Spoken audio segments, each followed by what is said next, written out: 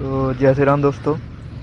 दोस्तों, हम लोग काफ़ी पूजा करते हैं, लेकिन कभी कभी हम लोग को लगता है कि क्या भगवान हमारे साथ हैं। और हम लोग के साथ ऐसी दुर्घटनाएं हो जाती है तो हमें लगता है कि हमारी पूजा का फल हमें नहीं मिल रहा है, या भगवान मेरे साथ नहीं है, हमारे घर में भगवान का वास नहीं है।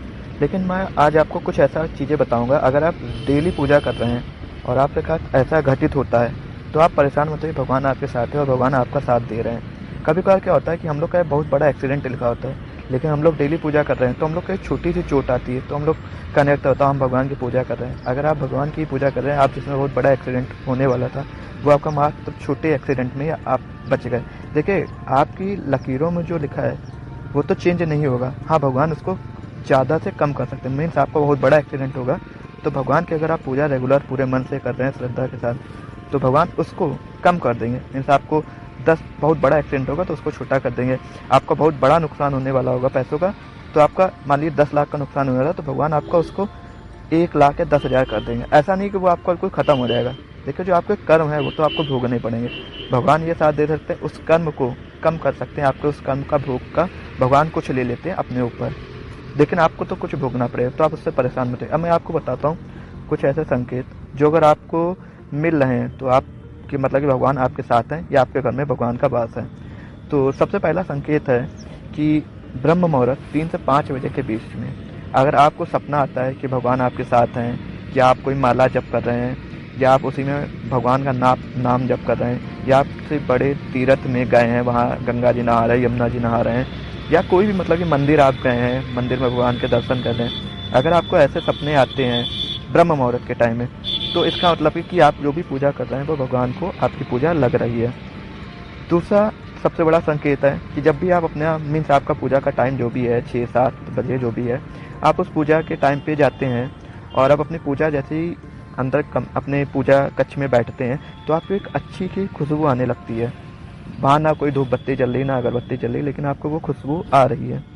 तो आपका ये भी संकेत एक है कि आपके आसपास एक अच्छी एनर्जी, पॉजिटिव एनर्जी है। और पॉजिटिव एनर्जी किस में होती है? भगवान में होती है, तो वो आपकी खुशबू अच्छी आएगी। और इसके साथ में अगर जब आप पूजा कर रहे हैं, आपने अपनी कोई बत्ती जलाई और बत्ती जो आपकी जलती है फूल बनाने लगे, मतलब फूल बनाती है बत्ती आपकी जलते हुए, तो भी आपके साथ भगवान है उस टाइम पे। तो अगर आप जैसे बत्ती जलाते हैं, जो आप अपने भगवान के सामने धूप दीपक जला रहे हैं, उसमें अगर बत्ती बन रही है, मतलब कि वो फूल जैसी आकृति बन रही है बत्ती में, तो भी भगवान आपके साथ है। इसके साथ साथ आप पूजा कर रहे हैं, आपको एकदम से आंसू आने लगे पूजा करते करते, मीन्स भगवान का आप ध्यान कर रहे हैं, मंत्र जाप कर रहे हैं या नाम जाप कर रहे हैं, आपको आंसू निकलने लगे, तो भी उस टाइम भगवान आपके आसपास ही हैं और आपके अंदर की जितनी भी निगेटिविटी है वो भगवान आपकी ख़त्म कर रहे हैं। तो आपको ये नहीं सोचना चाहिए कि इतनी हम पूजा कर रहे हैं और ऐसा नहीं है कि आप पूजा कर रहे हैं तो आपके जितने भी आपके साथ हमेशा अच्छा ही होगा।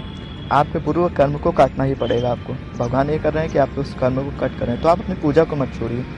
तीसरा संकेत ये है कि जैसे ही आप पूजा कर रहे हैं या फिर पूजा करने बैठने वाले हैं, तो उस समय आपके घर पे या आप जहाँ भी पूजा कर रहे हैं वहाँ पे कोई आपसे मांगने वाला आ जाए, या गाय आ जाए। मोस्टली भगवान गाय के रूप में आते हैं। ऐसा नहीं कि एक बार, मीन्स आप वीक में 3 से 4 बार गाय आ रही है आपके पूजा, कैसे ही आप पूजा करके उठे, गाय आपके गेट पे आके खड़ी हो जा रही है, और या फिर कोई मांगने वाला आ रहा है, अगर गाय आ रही है तो उसको आप गुड़ और रोटी जरूर खिलाएं। मीन्स मीठे के साथ में कुछ भी है, अगर आप ताज़ी रोटी बना सकते हैं ताज़ी खिलाएं, अगर पुरानी बासी रोटी रखी तो बासी खिला दे, वैसे ताज़ा कुछ भी हो तो आप ताज़ा खिलाएं। तो वो भगवान, क्योंकि गाय में 33 कोटि देवी देवताओं का वास माना गया है, तो अगर गाय आती है तो आप उसको रोटी दें। अगर कोई मांगने वाला होता है उसको 11, 21, 51 जो भी आपकी श्रद्धा हो, 1 रुपया, 11 रुपये, 21, 51 जो भी आपकी श्रद्धा है उसको जरूर दे, उसको खाली हाथ ना लौटाए, क्योंकि भगवान किसी भी रूप में आ सकते हैं।